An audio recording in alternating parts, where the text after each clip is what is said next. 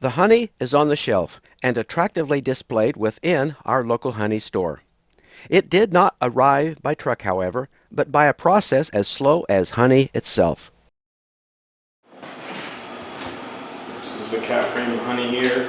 What we do is we just open up all the cells. This would be like opening the lid on a can. So now you've got exposed little cylinders in there.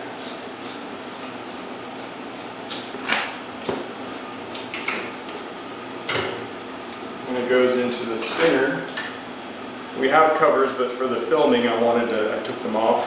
And then we just spin. If you come close, you can see the honey spinning to the side here. It doesn't take a lot of force. See it coming off?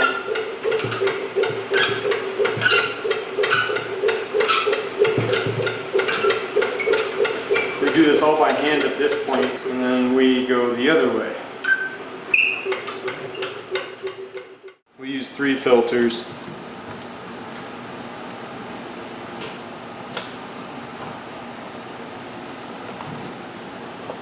Not sure we've got enough yet to.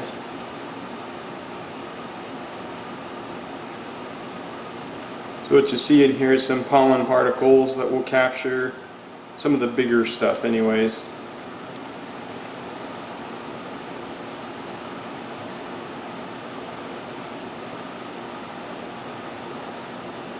And this process takes quite a while to get, since we're not pushing it with electricity or pressure, everything is just gravity fed.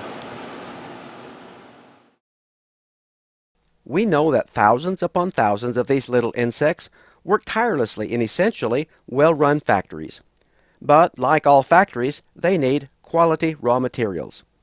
These materials are found in what we call habitat. The owner, operator, and visionary of Wild at Heart has worked diligently to provide a quality habitat for his bees and has recently started a venue to help others do the same.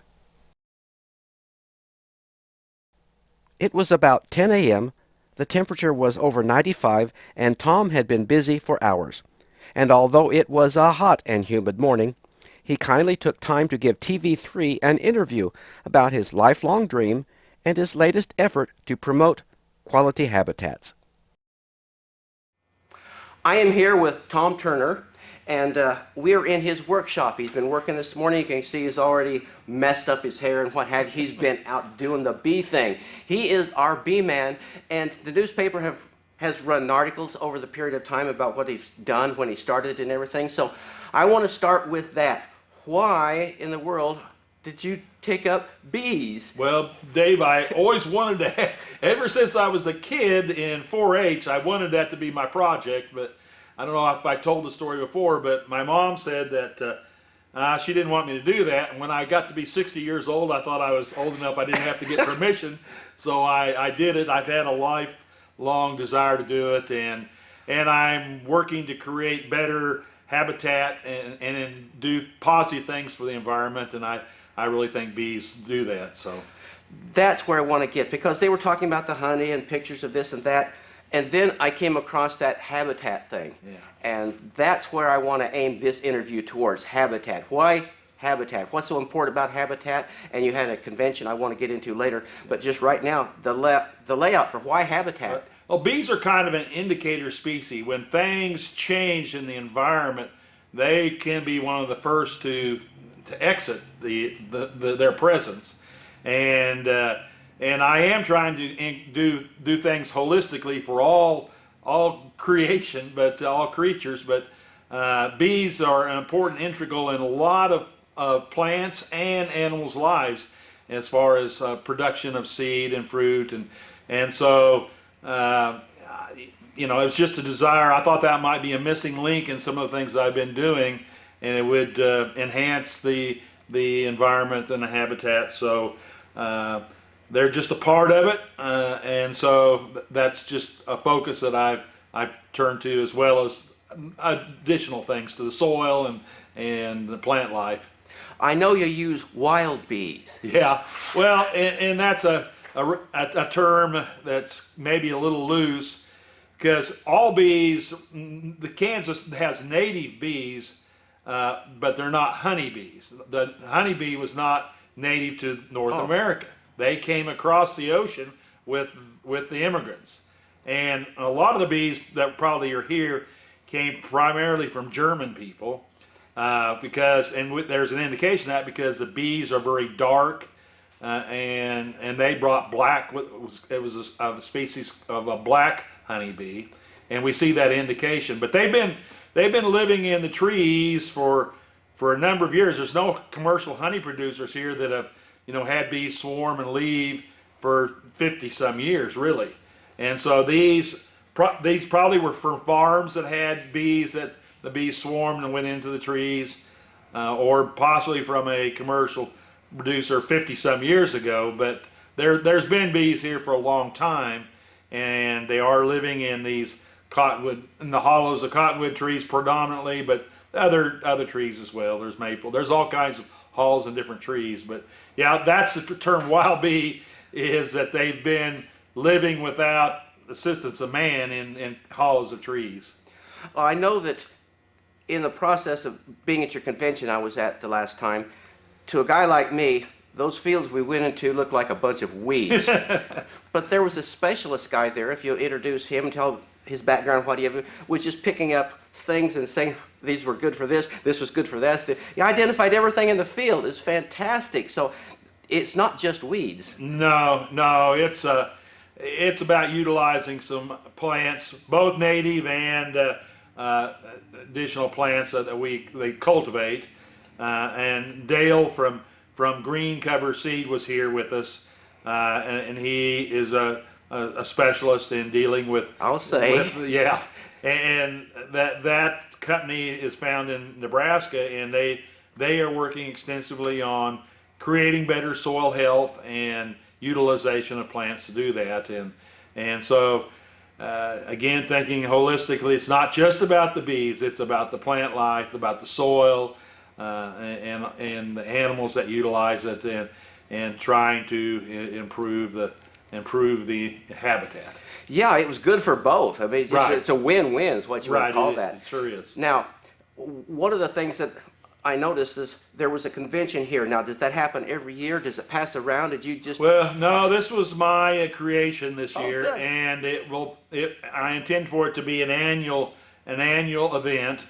I've been to several bee schools and bee presentations and lectures, and a lot of the noted authors of bees tend to focus on bees and sometimes hives, but they don't focus on the habitat. Right. And I highly suggested to a couple of them that they need to spend quite a bit of time there. We can build the best house in the world for you and I to live in, but if you don't have the food and good food, then we're not going to live there very long. And so that's a very simple equation.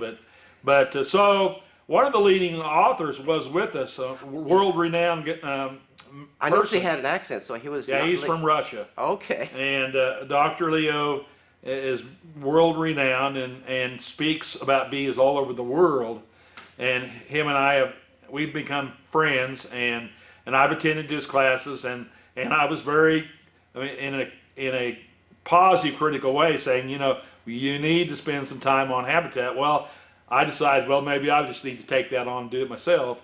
And he's very supportive of it. And so I'm trying to fill some void, and part of the objective of starting the bees is to provide education for people, to make them successful in having bees. And I've actually refused to sell bees to some people because I was going to put them in a desert and they weren't going to survive. I mean, there are just certain instances, especially you go west of here in Kansas, where there is just nothing but cropland.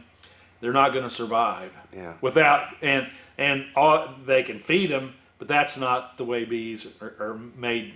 Feeding them sugar water, in my opinion, is not the way that bees should survive. Now, there was a pretty good crowd. How many people showed up to this thing? I think that we were talking 35 or Yeah. 30, between 35 and 40. And that's as big a group as I wanted. And about half of the group are people that have purchase bees from me in this region. I mean, from St. Louis, I've had bees going as far as St. Louis. That's the far east as I went. But the majority of the bees I've sold went to Missouri area, and then some, and obviously some in Kansas. But yeah, there were shocking. There were people from Detroit, Michigan here. Yeah, distance was incredible. From Dallas and North Carolina and just all over the place. And it shows you there is a tremendous interest in doing some positive things for our environment and for the bees. And so it was well attended, well received, and I intend to make it an annual event. There'll be a different emphasis each year. I'm going to have it a little early. I'd like to have it a little earlier next year so they can see, obviously the bloom wasn't present on some of the stuff, but we have varied bloom stages. We just kind of happened to catch one where there wasn't a great deal. But that's not about that. It's about really, seeing how you implement some of these things. We were out in the field, and I was real impressed with this one story where you pointed out these old cottonwoods. Yeah. They looked like totally worthless.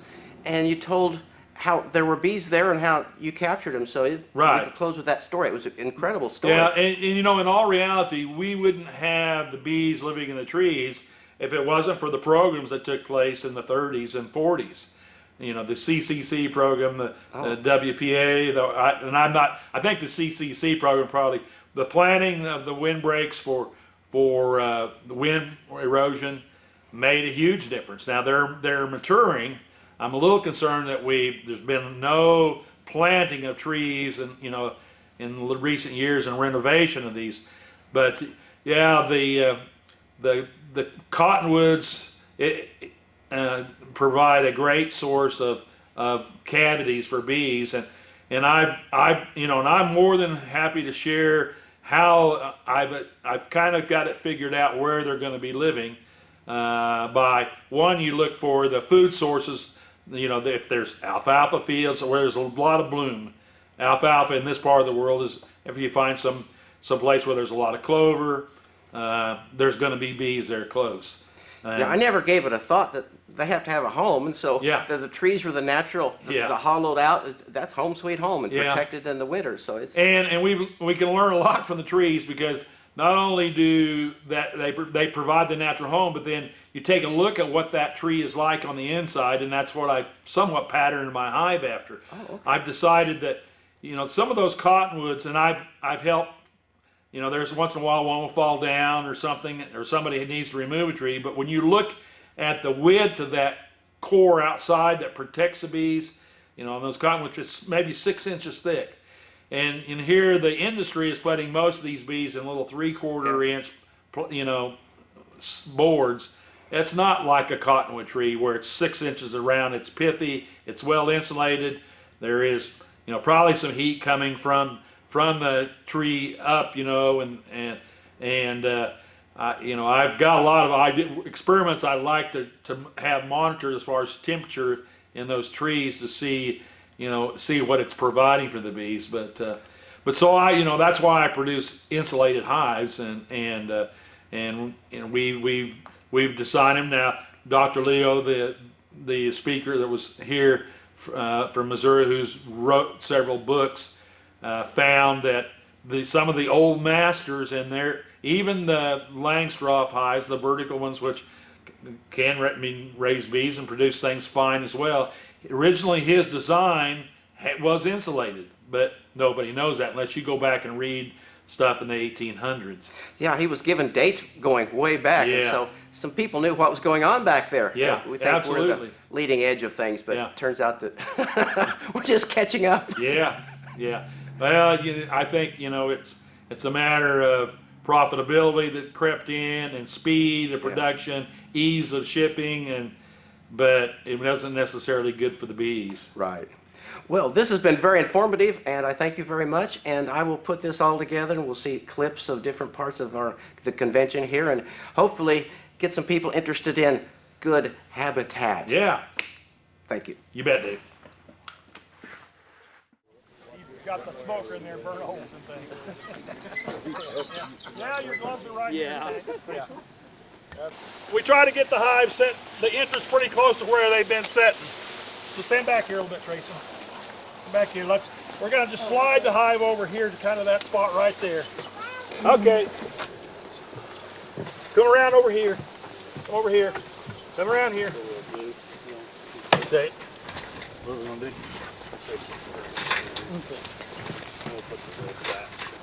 Okay, easy, easy. Eat real slow, Tracy. Real slow. Real slow. What do you think? Oh wow. So on the back frame here we've got they've had brood and it's already hatched out and coming again. Okay, Tracy, careful. Okay, let's go slow now. Wow! Look, there's a queen bee right there. It's a queen bee, and it's marked. It's a bee that came out of one of my hives. I can never find a queen bee that's not marked. Pretty good, ain't he? He is darn good. Yeah. Now there it goes to show you that's a bee that came out of one of my hives. They swarmed and went into my box. That's a green queen, so she's 2 years old. Look on that one. Oh, came out of his own hive into that box.